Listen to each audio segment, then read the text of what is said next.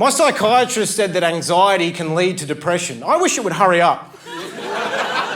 Anxiety's way worse. It's like a sushi train, just different dishes every day. Sashimi betrayal, teriyaki brain cancer. Me so scared. And you're just up 3 a.m, texting all your friends, we cool, just... Depression's way better. You're in your pyjamas, drinking custard out of the box in a Xanax haze. It's relaxing. No wonder people slit their wrists in a bubble bath. They're just like, let's send this to the next level, brother. Let's fucking send it. If it's so bad, why'd the Japanese name a forest after it? Usually my carer's tasing me by now. She's doing karaoke, the bitch. But that's her choice.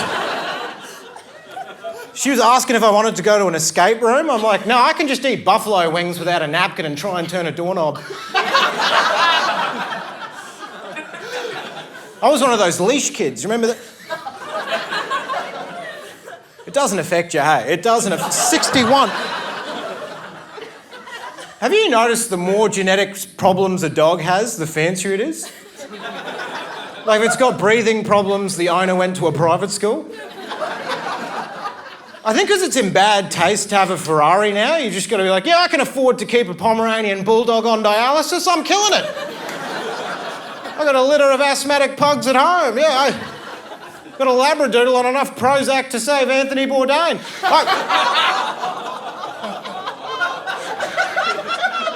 Do you think when aliens come and take over, they'll do the same? They'll be like, fuck Chris Hemsworth, I want the guy with the sleep apnea mask. See that guy in the mobility scooter with all the flags of the UN on it? That's mine, Trevor. He's a rescue. I don't even need to pick up his shit because he's got a colostomy bag, so it's a 2-for-1 meal deal. But I'm not doing well, folks, I'll tell you that much. I just got banned from Airbnb for renovating and I tried to use Afterpay at a brothel and like it just doesn't... Man, did you ever go to a cafe? You know they have that baked goods display? There'll always just be one fly. I always go to the barista, I'm like, why are there Danishes in the fly enclosure? You know, to build a rapport. I've never talked to anyone, but I don't even have the self-esteem to have a dietary requirement. I see someone say they're gluten-free, I'm like, he believes in himself. This guy, more boundaries than a surveyor. I'm not an assertive person. I could be really thirsty. I'll be at a friend's place. I won't ask directly for a glass of water. I'll just be like, do you ever swivel that tap? What? I hate confident people. All my friends have anxiety disorders, which is great, because if you do a no-show, they think it's their fault. They blame themselves. They're like, maybe I shouldn't have even been born. But we hate that fly. Remember the fly? Because it's just hovering over the cupcake, making it all disgusting. It does nothing. It's unemployed. Love the bee, though. Yeah? Because it's out there, pollinating jacarandas. Fly in, fly out. FIFO. It's a fly in high-vis.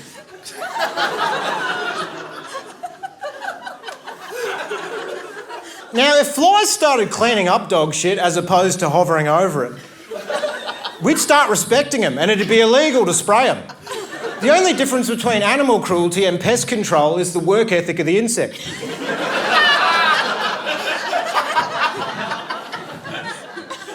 And you know the insect known as the wasp? I'm not talking about white Anglo-Saxon Protestant. I'll be explaining the subtext as we go along. I'm talking about the insect. It's got all the unemployment of the fly and all the violence of the bee, just in the worst corporate merger of all time. It's just... A wasp is like that construction worker that's been sacked, but they're still hanging around. Just, yeah, I used to work for Rio Tinto. But you think of all these creatures. You think of the bee, They've got a hive, that's nice. Bit of community. Even the wasp, as debauched a creature as it is, still has a nest. More of a share house turned into a meth lab vibe, but nonetheless, a community. Then you look at the fly, no headquarters. Freelance and they're sole traders. Air tasker, doing tasks in the air. There's a piece of dog shit on Kent Street, get to it boys. They're all just knocking each other out of the way. There's no camaraderie. And if they die in transit, no one investigates. Like a Deliveroo. But yeah, so that's... But it's weird. Like, this is how I like to relax. I like to just go to like a 5-star hotel and just loiter in the lobby. Yeah, I don't know if you've done that, but you're allowed to do that. Everyone here is allowed to go to a 5-star hotel and just loiter in the lobby.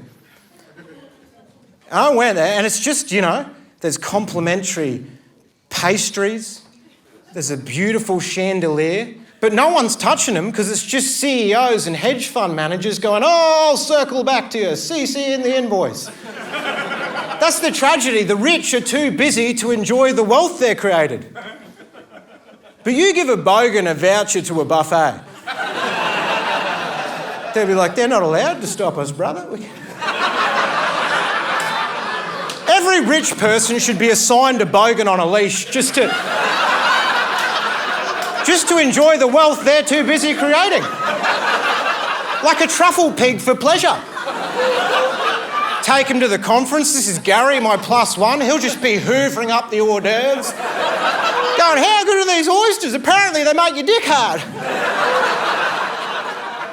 Don't have to write a gratitude diary anymore. They can just watch Gary slurp scallops out of a trough and squeal in ecstasy. Do you ever write a gratitude diary because your dopamine receptors are so fucked you have to gaslight yourself into enjoying your shit life? Went to Grilled with Philip, it was fun to build a rapport. Just end it, it's over. Turn it into a suicide note, it's more honest, commit. Isn't it funny, if you gaslight someone else, it's abuse. Gaslight yourself, it's a gratitude diary. Like, imagine reading your gratitude diary out to someone else as if it was them. You're like, yeah, you enjoyed going to Nando's, didn't you? Admit it, I saw you licking the peri-peri off your lips, you dog.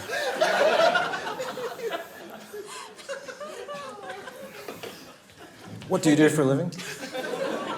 Tour guide. Prawns and pistachio nuts have the same labour to enjoyment ratio.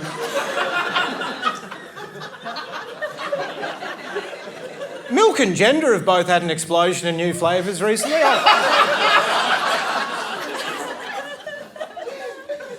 No, I worked in an office for a day and for an hour, and everyone in finance wears a Patagonia jacket because they're fantasising about climbing their screensaver. And I don't know. It's not for, you're just in a swivel chair developing scoliosis, just moving currencies around that aren't even real. You never know when you've done enough with an office job, you go to a bar afterwards, you're just by yourself drinking a beer, just watching Schindler's List on an Apple Watch. It's low key. Because they're getting emails like, oh, it's Tokyo time, waking up in flop sweats. Circadian rhythms are all mucked up.